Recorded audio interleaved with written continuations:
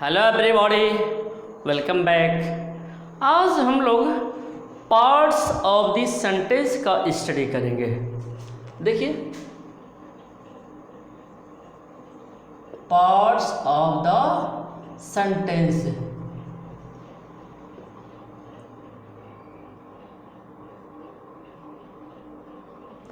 Parts of the sentence,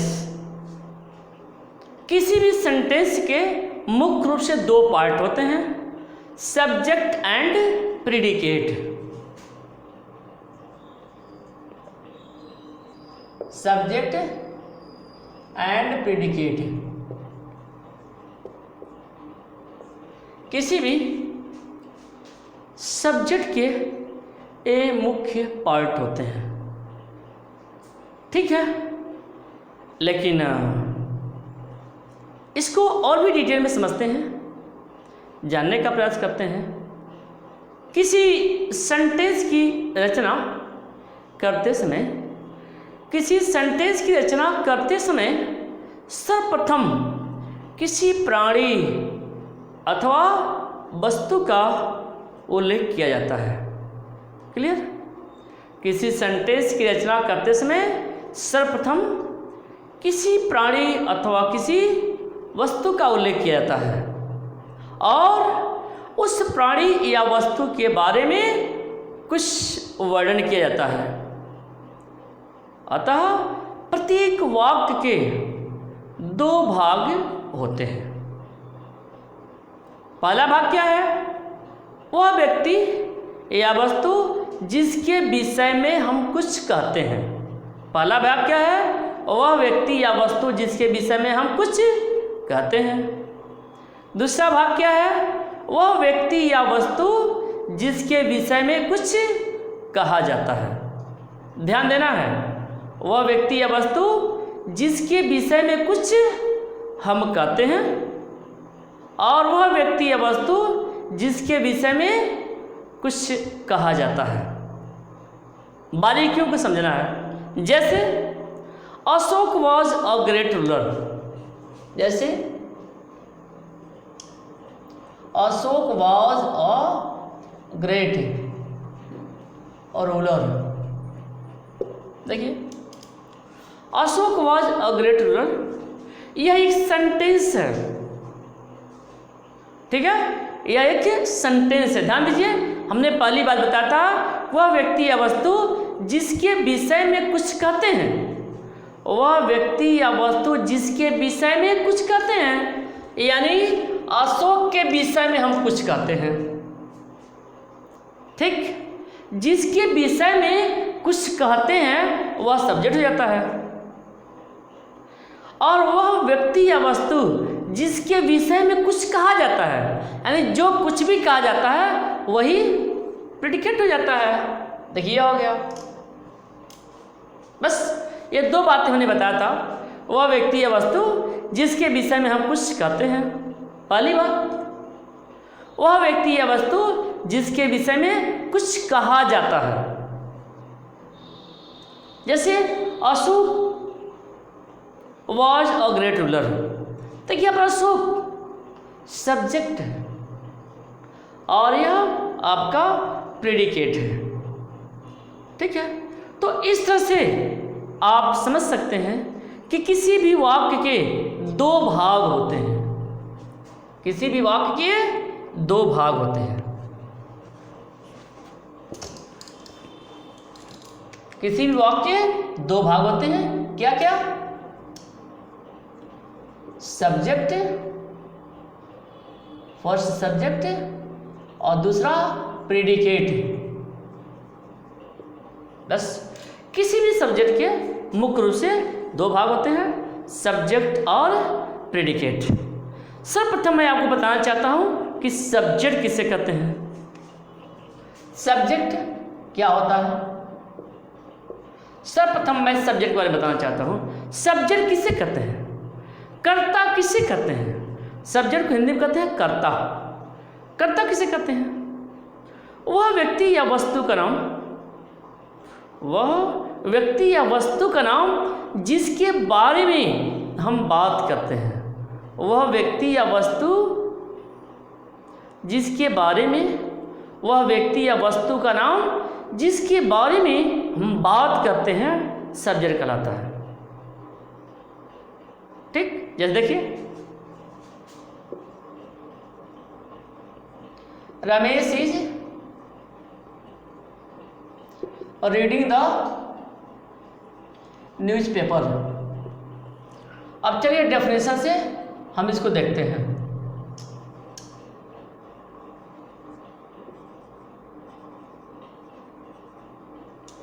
Ramesh is reading the newspaper, यह एक sentence है।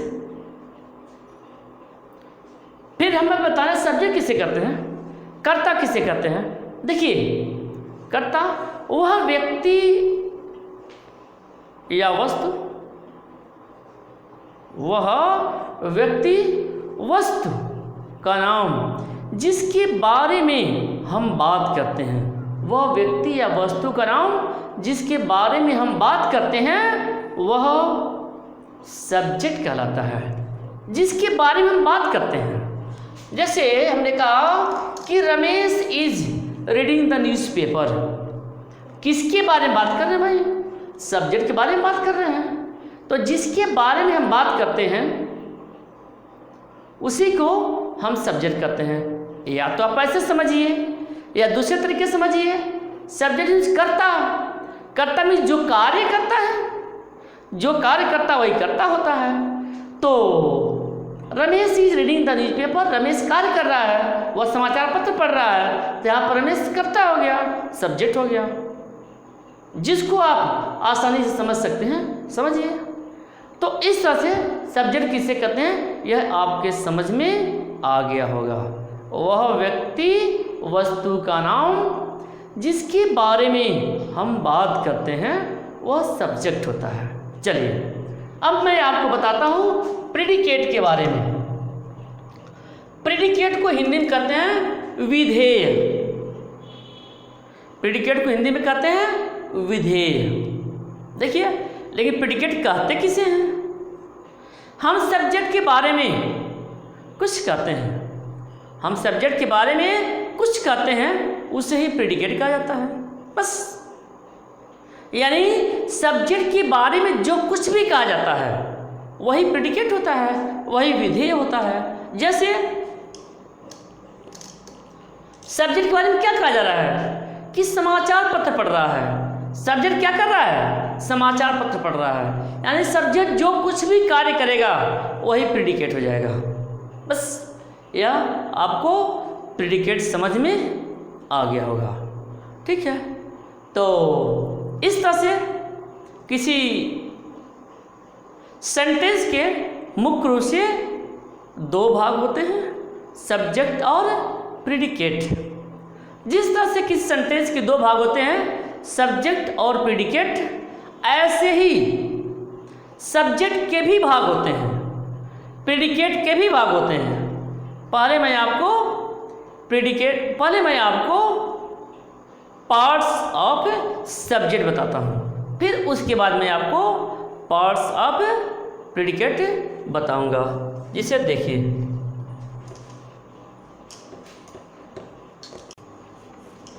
पार्ट्स ऑफ सब्जेक्ट बताना, इसके बाद हमें पार्ट्स ऑफ सब्जेक्ट।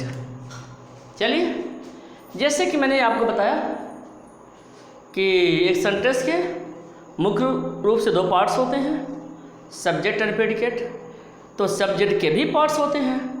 चलिए पार्ट्स ऑफ सब्जेक्ट देख लेते हैं।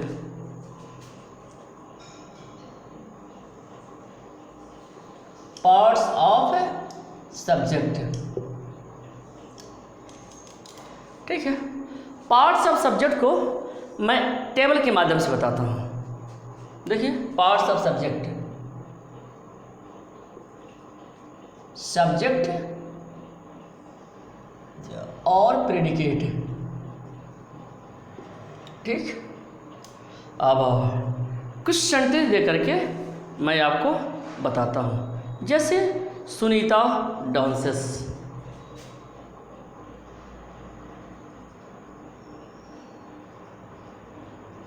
Sunita dances, they play, Sunita dances, they play.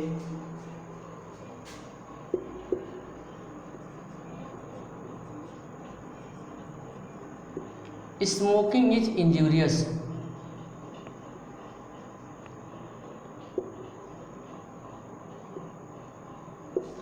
Smoking is injurious.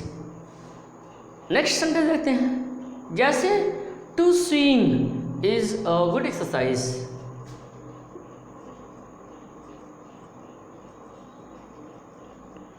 To swim is a good exercise. चलिए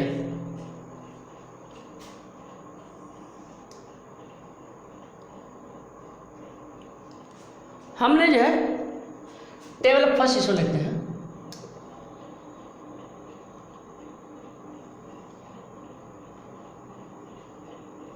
टेबल फर्स्ट के माध्यम से मैंने आपको बताया कि सब्जेक्ट और प्रेडिकेट दो पार्ट में तो होता ही है। सब्जेक्ट क्या क्या हो सकता है, जैसे देखिए सब्जेक्ट पहला सुनीता डांसेस। यहाँ पे सुनीता एक नाउन है, यानी नाउन भी सब्जेक्ट हो सकता है। दूसरा देखिए दे प्ले, यहाँ पर जो दे है यह प्रोनाउन है, यानी प्रोनाउन भी सब्जेक्ट हो सकता है। स्मोकिंग क्या है, यह जिरंड है, यह वर्ब के फर्स्ट फॉर्म में ING लगाने से बनता है, और जब भी यह वाक्य के प्रारंभ में ही आ जाए तो समझ जाइए कि वह सब्जेक्ट का कार्य कर रहा है, यानी जो जिरंड है यह यहाँ पर सब्जेक्ट है। नेक्स्ट है आपका to swim is a good exercise. To swim यह इन्फिनिटिव है, वर्ब के फर्स्ट फॉर्म के पहले जब टू लगा देते हैं तो वह इन्फिनिटिव बन जाता है और वह भी सब्जेक्ट का कार्य करता है। तो टेबल फर्स्ट में आपने देख लिया कि जो सब्जेक्ट होता है वो सब्जेक्ट नाउन भी हो सकता है, प्रोनाउन भी हो सकता है, जिरंड भी हो सकता है और इन्फिनिटिव भी हो सकता है। इसके साथ साथ और भी बहुत सारे हो सकते हैं, जिसको मैं अभी टेबल के माध्यम से समझाता हूँ। चलिए अब मैं आपको टेबल नंबर 2 बताता हूँ।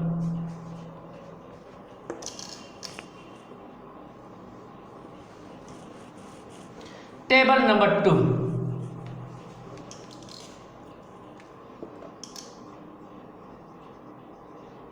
टेबल 2,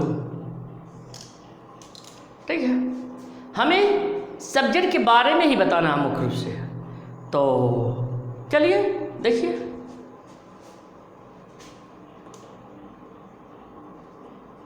सब्जेक्ट और प्रेडिकेट है।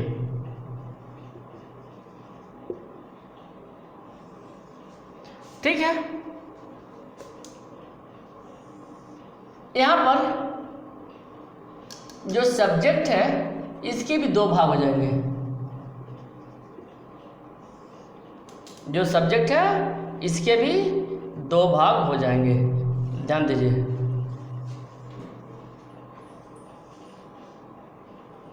Subject predicate.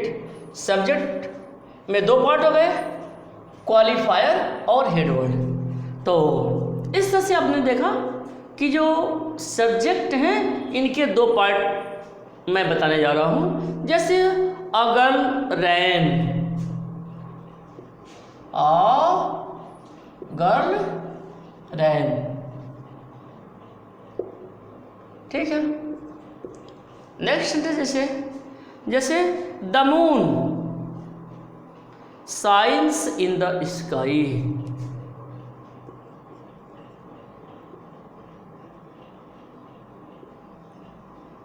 Shines in the sky. Next जैसे हिज सन प्लेड।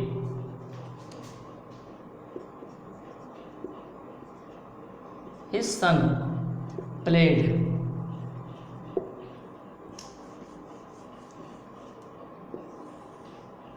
यानी यहाँ पर आपने देख लिया सब्जेक्ट के दो पार्ट हो गए, क्वालिफायर और हेड वर्ड।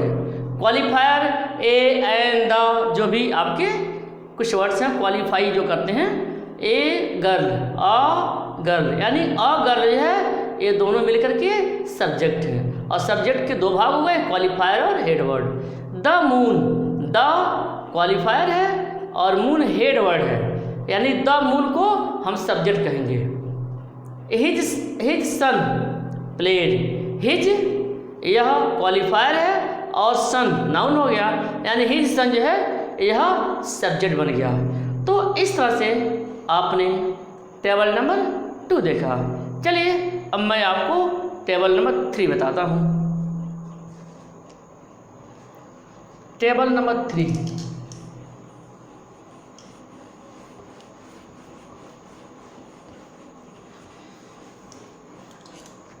टेबल नंबर 3 देखिए, टेबल 3 में प्रेडिकेट हो जाएगा, फिर सब्जेक्ट हो जाएगा। सब्जेक्ट को हमें डिवाइड करना है, तो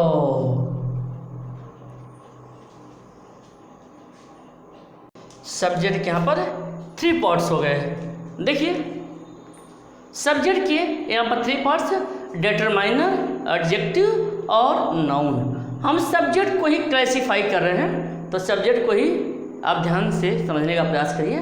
जैसे मतलब सब्जेक्ट में क्या क्या हो सकता है यह आपको जानना है। जैसे my younger sister past,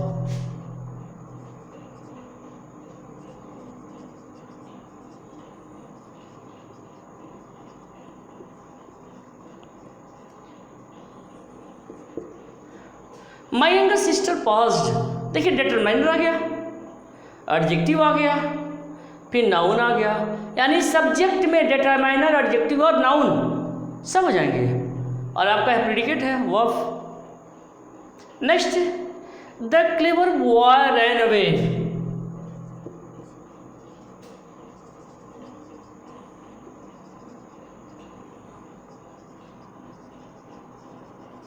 the clever boy ran away, देखिए डिटरमाइनर हो गया, एडजेक्टिव हो गया, बॉय हो गया, यानी द क्लेवर बॉय यह आपका सब्जेक्ट है। ठीक है, नेक्स्ट देखते हैं।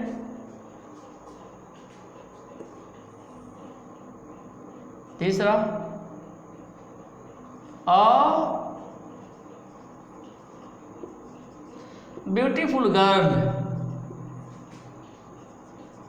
वॉज वीपिंग, देखिए a beautiful girl was weeping. देखिए इस तरह से आपने देखा कि जो डिटरमाइनर है, एडजेक्टिव है, नाउन है, ये सभी मिलकर के सब्जेक्ट का कार्य करते हैं।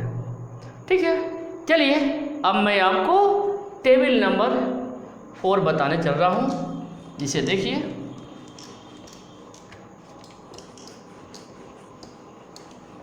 इसके बाद जो है हमको टेबल नंबर 4 बताना है। नेक्स्ट टेबल देखिए,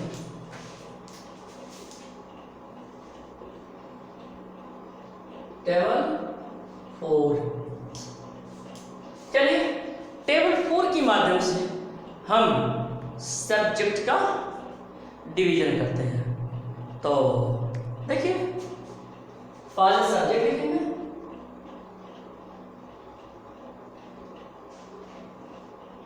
सब्जेक्ट,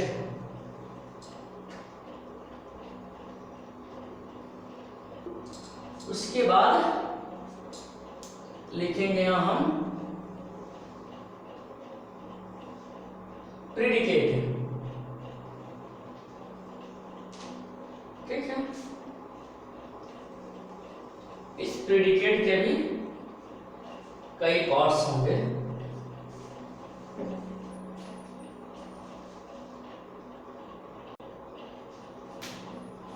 तो इस तरह से आपने देख लिया कि जो सब्जेक्ट है, यहाँ पर सब्जेक्ट में कितने पार्ट गए, determiner, adjective, main word, adjective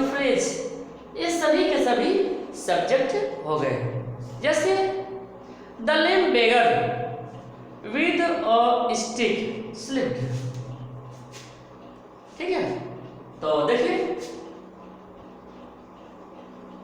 the lame beggar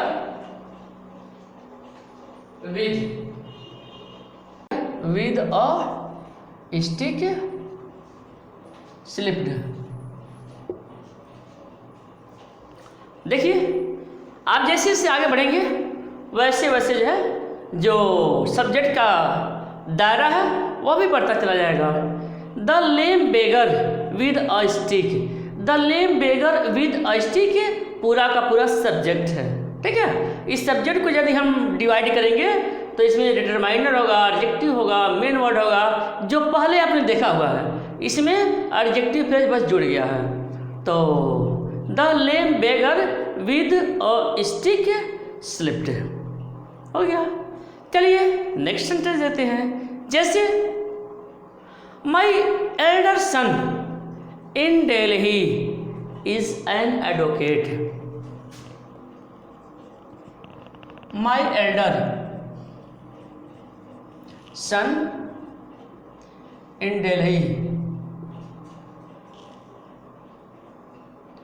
is an advocate।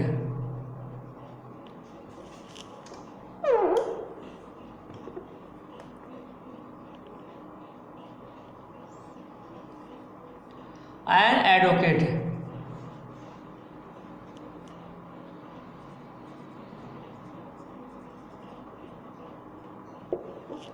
देखिए my elder son in Delhi is an advocate. देख लिया, ये पूरा का पूरा आपका सब्जेक्ट हो गया है। चलिए एक और एग्जाम्पल देखते हैं। जैसे a black cuckoo singing in the tree. A black कुक्कू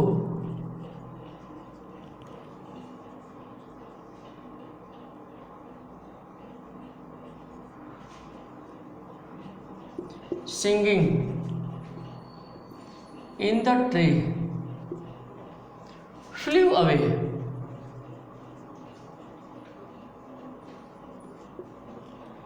देखिए a black cuckoo singing in the tree flew away। तो यहाँ पर देखिए, यहाँ पर भी जो है यह आपका एडजेक्टिव फ्रेज है और यह एडजेक्टिव फ्रेज आपका सब्जेक्ट बन गया।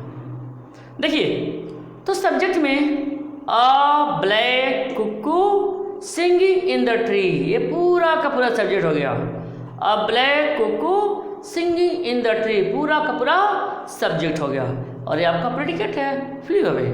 हम अभी सब्जेक्ट का क्लासिफिकेशन बता रहे हैं, तो सब्जेक्ट के बारे में ही पहले जानिए, इसके बाद मैं आपको प्रेडिकेट के बारे में बताऊंगा। तो इस तरह से आपके समझ में यह आ गया होगा। चलिए आपको मैं नेक्स्ट टेबल के माध्यम से बताता हूँ।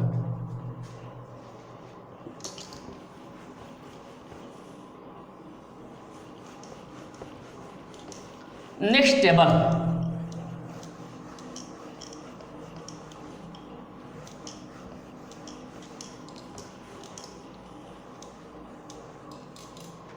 टेबल 5।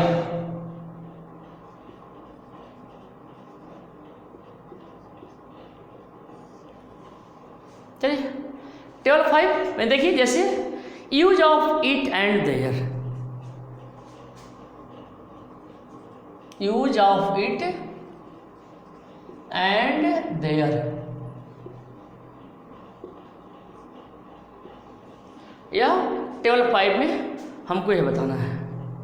तो देखिए कैसे हम इट और देयर का प्रयोग सब्जेक्ट ग्रुप में करते हैं और वे सब्जेक्ट ग्रुप में कैसे ये होते हैं। जैसे देखिए सब्जेक्ट, फिर predicate,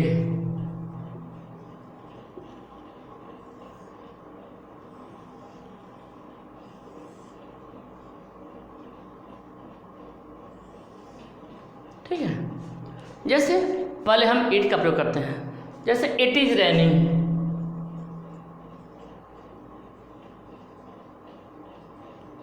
it is raining subject हो गया। It was very hot स्टडे,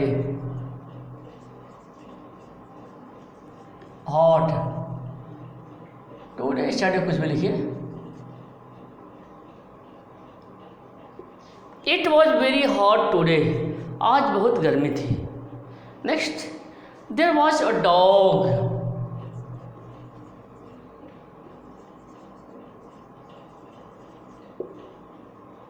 next, there were 6 foxes in the forest, या there were 10 boys, there were छोटा लिखते हैं, देयर वर 10 boys। चलिए, तो इस तरह से देखा आपने कि यहाँ पर इट और देयर भी सब्जेक्ट के रूप में प्रयोग किए गए हैं, ये भी सब्जेक्ट है, ठीक है। यद्यपि इनका वर्ब से कुछ ज़्यादा संबंध नहीं है, कोई मतलब नहीं है इनका, और मतलब न होने की वजह से इनको हम डमी सब्जेक्ट भी कहते हैं, ठीक है। डमी सब्जेक्ट, डमी मीन्स गूंगा, जो बोल नहीं सकता हो, जिसकी मीनिंग नहीं हो, बोल नहीं पाएगा इसमें। जैसे इट इज रेनिंग, वर्षा हो रही है, इसका कुछ मतलब नहीं है। It was very hot today, आज बहुत गर्मी थी, आज बहुत गर्मी थी, इसका मतलब क्या हुआ? कुछ नहीं, डमी सब्जेक्ट हो गया। देयर वॉज ए डॉग, एक कुत्ता था, इसका मतलब कुछ नहीं। देयर वर 10 बॉयज, 10 लड़के थे, इसका मतलब कुछ नहीं। तो इस तरह से कुछ ऐसे भी सब्जेक्ट के रूप में प्रयोग होते हैं, जैसे इट और देयर, इन्हें डमी सब्जेक्ट कहा जाता है। तो इस तरह से आपने सब्जेक्ट का क्लासिफिकेशन देख लिया, इसका वर्णन, इसका जो वर्गीकरण आपने देख लिया, समझ में आ गया होगा। ओके।